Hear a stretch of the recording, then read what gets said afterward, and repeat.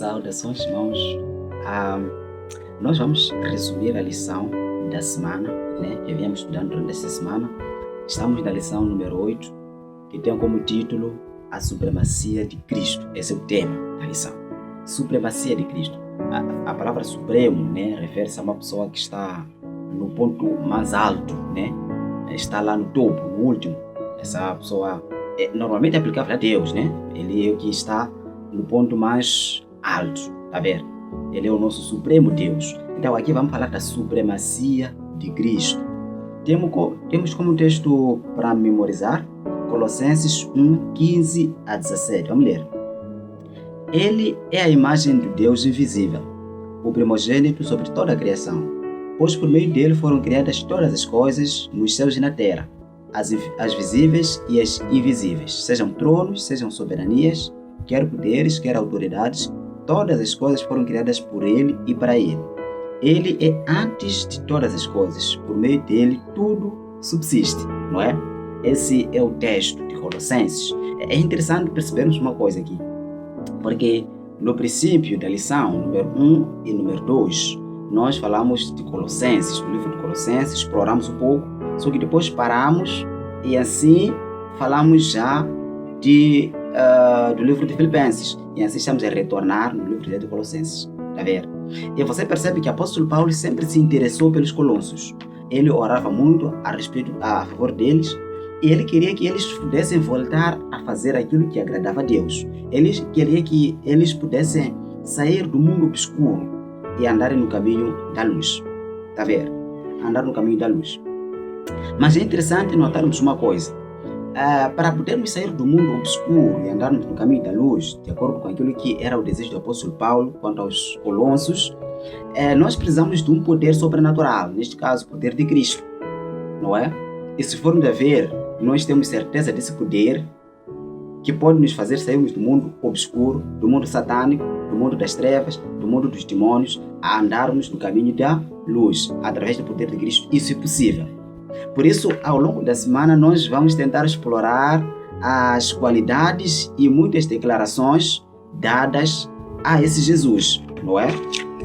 Então, vamos tentar entender sobre a imagem do Deus invisível, vamos tentar entender sobre o primogênito de toda a criação, por que Jesus também é chamado de primogênito dos mortos e muitos outros nomes que ele dá, não é?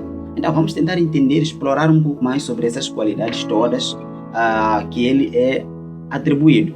Na lição de domingo, logo encontramos aqui imagem do Deus invisível. Esse é o tema. Imagem do Deus invisível.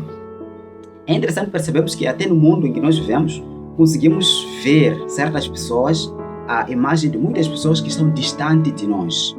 Não é? Estão distantes de nós. Mas conseguimos ver essas pessoas através da fotografia, de fotos, não é? E nós vemos a imagem da pessoa. E como é que nós podemos ver também a imagem de Deus? Tá vendo? Talvez a curiosidade seria essa. Como é que nós podemos ver a imagem de Deus? Aliás, o livro de Gênesis nos ensina que nós fomos criados à imagem e semelhança de Deus. Está claro que nós, seres humanos, fomos criados à imagem e semelhança de Deus, está claro. Mas você percebe que quando entra o pecado, de alguma forma estraga ou corrompeu aquilo que é a imagem de Deus em nós, porque já somos pecadores, já somos maus, não somos bons, não somos dignos. Então a imagem de Deus já foi corrompida, quer dizer, foi manchada, tá vendo? Mas mesmo assim, Deus continuou fazendo planos para que o ser humano pudesse conhecer Deus. Ele fez isso através de Jesus. Por isso, quando nós olhamos para Jesus, o seu amor, a sua paciência, tudo aquilo que ele fez, nós conseguimos ver exatamente a imagem de Deus. Por isso, Jesus é a imagem invisível de Deus. Ele mesmo falou isso no livro de João 14, verso 9. Diz o seguinte: quem vê a mim, vê ao Pai. Tá vendo? Todo aquele que deseja ver Deus pode o ver através de Jesus. Isso está claro. Tá vendo? Isso está claro. Por isso, ele é o nosso... ele é a imagem do Deus invisível. Nós podemos ver Deus através dele. Outro texto também que ele... muitos textos, na verdade, como o livro de João, capítulo 5, verso 17. Ele disse, o meu pai trabalha até agora, eu também trabalho. O livro de João 10, 30, ele disse, eu e o pai somos um.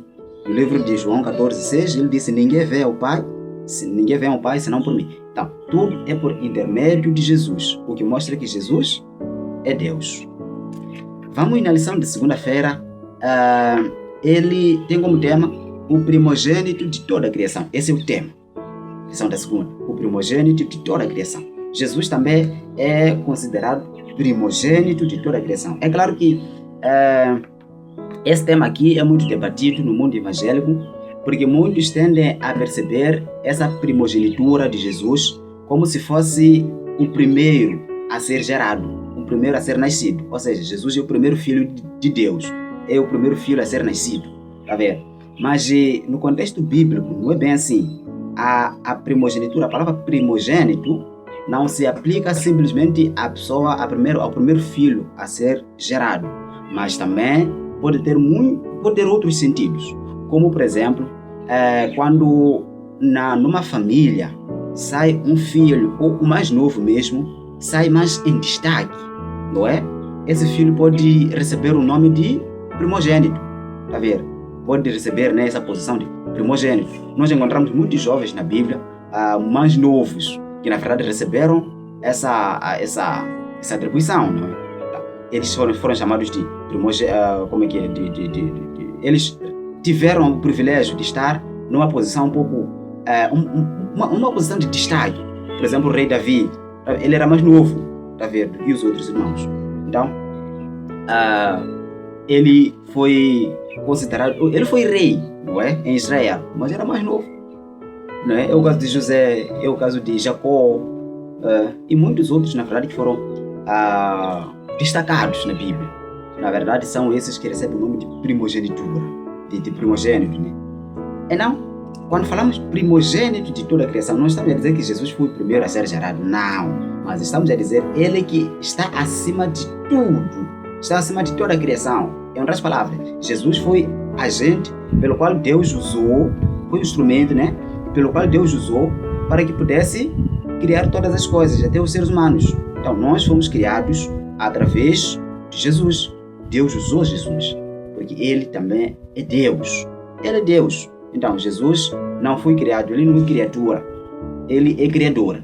Por isso, Ele nos conhece melhor. Terça-feira tem como tema o cabeça do corpo, a igreja, né?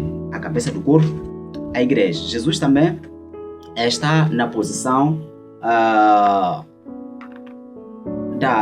ele é o cabeça da igreja. Ou seja, quando falamos de cabeça da igreja, estamos falando de uma pessoa que está no ponto de uma posição de liderança. Jesus é o líder da igreja. Tá vendo? Infelizmente, nos nossos dias, temos visto muitos por aí, seres humanos, pecadores, né? Que tendem a ocupar o lugar de Jesus, o lugar de Deus na terra. Eles saem com a seguinte justificação, que nós temos a legitimidade de estar em frente do povo para responder no lugar de Deus. Tá vendo? Mas isso nunca pode ser possível, né? Nunca pode ser possível, tá vendo? Nós temos um Jesus que é o líder, o cabeça da igreja. Se ele está na posição de líder, significa que ele tem súditos. Ou seja, nós como povo somos membros do corpo de Cristo, não é? Somos membros do corpo de Cristo, o que mostra que nós devemos trabalhar de uma forma harmônica, de uma forma unida, sabe?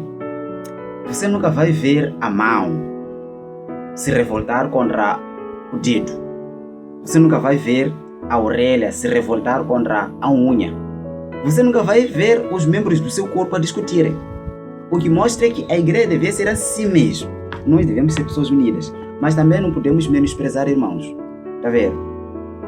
Tirar o valor, não é? A importância, é porque isso não importa, quer dizer, isso não é muito... não podemos tirar a importância, o valor dos irmãos. Devemos viver de uma forma harmônica, trabalhar em unidade, porque todos nós somos corpo, somos membros, né, do corpo de Cristo. Tá vendo? Ele é o nosso líder, cabeça, e nós somos o corpo, que é a igreja. E nesse corpo tem muitos membros, tá vendo? Que precisam trabalhar de uma forma unida. Vamos quarta-feira, tem como tema o princípio iniciador. Princípio iniciador. Jesus não somente é cabeça da igreja, mas também ele é o iniciador. Ele toma a iniciativa de criar o ser humano. Jesus não simplesmente é conhecido como o criador do universo, da terra e do céu, de tudo que neles há, mas também ele é o criador, ele é o originador da nova criação. O que é isso? Você sabe que Jesus, além de ser primogênito da criação, ele também é o primogênito dos mortos. Por que é o primogênito dos mortos, sendo que ele não foi o primeiro a morrer? Porque a sua morte trouxe consigo a vitória sobre o pecado. E por conta disso, o ser humano tem a certeza da salvação. Por isso ele é chamado primogênito dos mortos, porque ele venceu o pecado. A sua morte venceu o pecado. Por isso nós temos essa esperança, graças a Deus, graças a Jesus, temos a esperança de um dia vencermos também a morte através do seu poder, através da sua graça. Porque Jesus é a graça de Deus. Então, o que devemos mentalizar, o que deve ficar claro, é que Jesus é Deus. Jesus é Deus. Não tem como separar. É porque ele... Não, Jesus é Deus. Ele se rebaixou para que se fizesse conhecido pelos seres humanos. Porque se ele tivesse descido na sua plenária, na sua glória, ninguém teria resistido o seu poder, a sua glória. Não é? Ninguém teria resistido. Então, ele se fez homem para que ele pudesse viver nos seres humanos. Por isso, ele é o supremo Jesus. A supremacia de Cristo. Ele é o maior. Temos aqui algumas razões que o apóstolo Paulo apresentou para a supremacia de Cristo. Primeira coisa, ele é manifesta perfeita. Ele é a manifestação perfeita, né, do poder invisível. Já falei aqui. Todo aquele que deseja ver Deus, que não conseguimos ver, então pode ver através de Cristo. A segunda razão para se apresentar a supremacia dele é que ele é o agente por meio do qual todas as coisas foram criadas, não é?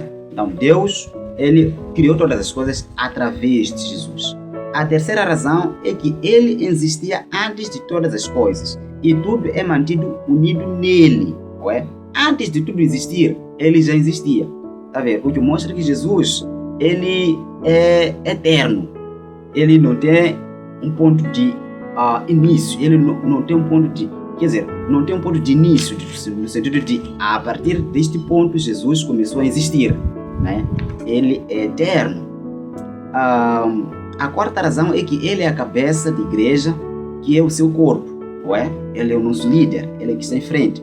Mas também ele é o iniciador da criação e da nova criação. Ou seja, ele criou a terra e o céu, criou os seres humanos, mas esses seres humanos caíram. Ele voltou a morrer por eles, para que pudesse lhes chamar de volta aos seus ideais. Graças a Deus. Quinta razão é que, a sexta, né, é que ele venceu o pecado e a morte, garantindo assim o direito da ressurreição, de ressuscitar todos os que nele confiam como Salvador. Tá vendo? Todo aquele que deseja ser salvo um dia só pode conseguir por intermédio de Jesus. Por intermédio de Jesus. Fora de Jesus, não há salvação. Há uma coisa interessante antes de eu fechar que nós precisamos entender antes de eu encerrar, que o desejo de Jesus agora é restaurar a imagem de Deus que nós perdemos por causa do pecado em nós. Sim, nós precisamos trabalhar no sentido de restaurar essa imagem de Deus, a fim de sermos semelhantes, voltarmos a sermos semelhantes a Cristo, a Deus. Tá vendo? Aquela imagem e semelhança que nós fomos criados, então precisamos restaurar. E para que isso seja possível, precisamos permitir que esse Cristo pelo qual estamos falando não seja simplesmente um Cristo que vamos trazendo teorias sobre ele, qualidades, mas seja um Cristo que vai habitar no coração. Só permitindo que Jesus habite no coração, assim estaremos a restaurar a imagem de Deus em nós, mas também estaremos a permitir que por meio dele, por meio do seu poder, sejamos salvos. Nós estaremos a garantir, em outras palavras, a nossa salvação. Por isso, vamos permitir que Jesus habite no nosso coração. Sejamos humildes, amemos irmãos, oremos, estudemos a Bíblia, vamos desenvolver qualidades que ajudam-nos a estar próximos de Deus. O Senhor possa nos abençoar. Em nome de Cristo. Amém.